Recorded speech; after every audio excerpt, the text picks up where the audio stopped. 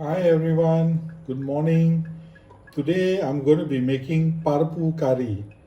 Okay, here I have about 1.5 cups of yellow dal, which I've washed, and I'm going to be adding in some garlic, whole garlic.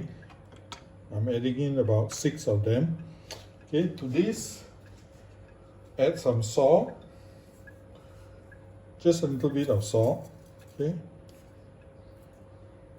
then add in some turmeric powder, about half a teaspoon. Then add in some oil, a little bit of oil, maybe about a tablespoon of oil.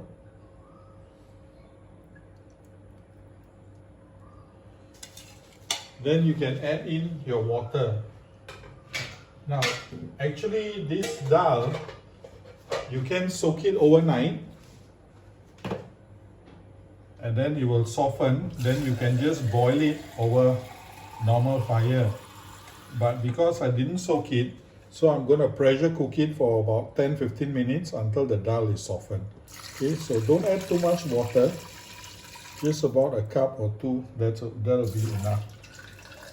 You put in the turmeric and the oil is so that it will not overflow when you cook it. Okay, so I'll show you later when it's done. Okay, this is the dal that I cooked for 15 minutes in the pressure cooker. See, it's all nicely cooked. So now just set this aside before you prepare the other ingredients. Okay, let's begin cooking. So first heat up some oil. I'm adding in some ghee, which will make it much more flavorful. Okay, let this melt. Okay, once your ghee has melted and your oil is hot enough, add in about a teaspoon of mustard seeds. Wait for this to pop before you carry on. Okay, see, now once it starts splattering, now you can carry on and add in. This is half an onion that I've sliced. Okay, fry this until it's soft. I'm also adding in some whole small onions. Okay, I'm adding in about 8 of them. Just fry this slowly until it's soft.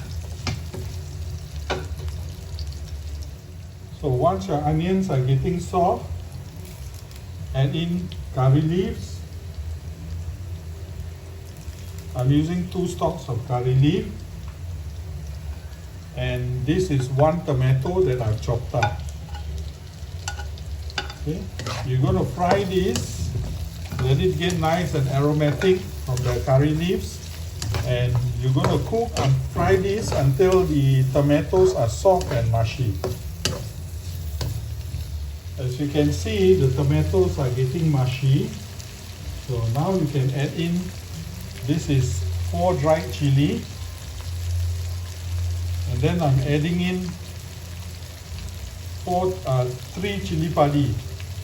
This is just to give the Parpu curry a little kick, okay? And then you add in Tsp powder, okay? Which is Hing. So just add in about half a teaspoon.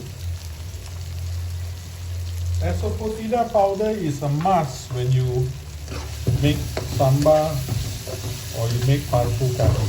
Okay? So fry this a little. Let the chilies get cooked a little bit.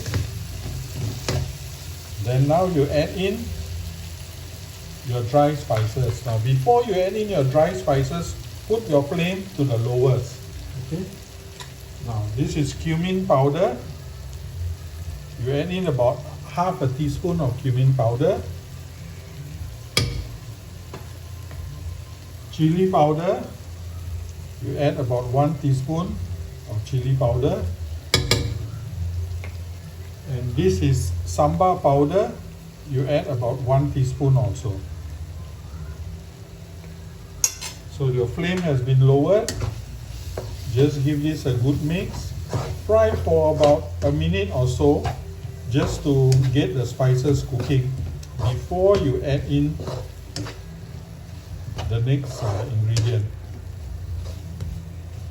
So after about 30 seconds of frying the spices, I'm going to add in some vegetables. Here I have 2 potatoes that I cut up and 1 carrot that I cut up. Okay? You can put in any other vegetables you want. You can add brinjal also if you like. Okay, but traditionally you use this only, or you can also use some long beans and just snap it and put it in. So once you mix this all a bit, now you can add in your dal that I cooked in the pressure cooker. So add all this in.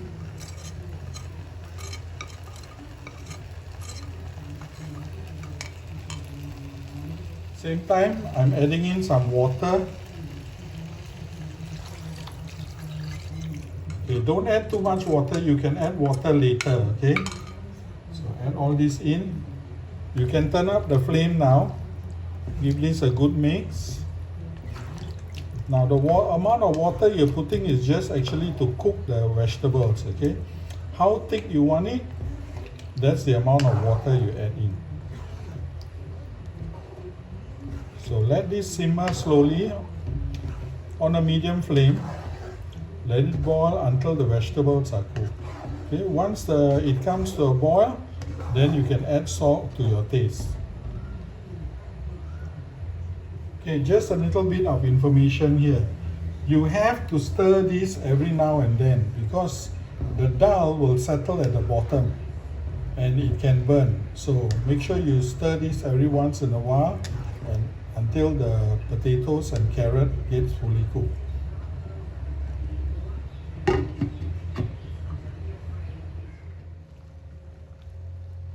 Okay, looks like I have to add in a little bit more water. As you can see, it's quite thick.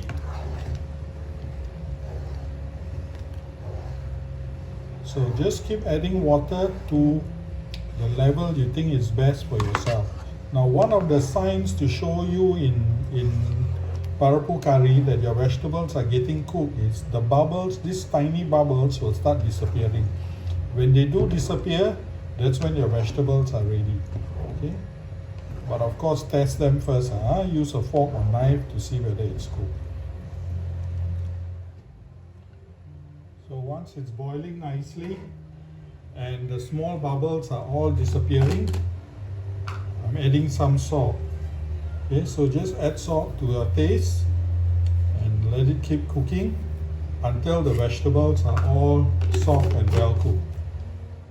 Okay, what do we eat with Parpu Curry? Normally people eat it with fried salted fish, sambal belacan, or they eat it with prata or chapati. Okay, this is a staple diet in India.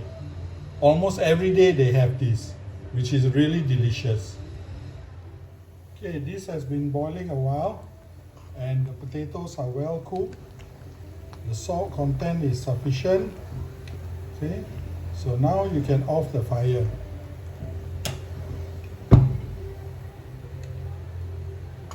So there you go.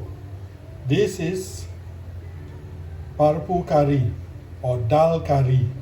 Now can voila, can chake.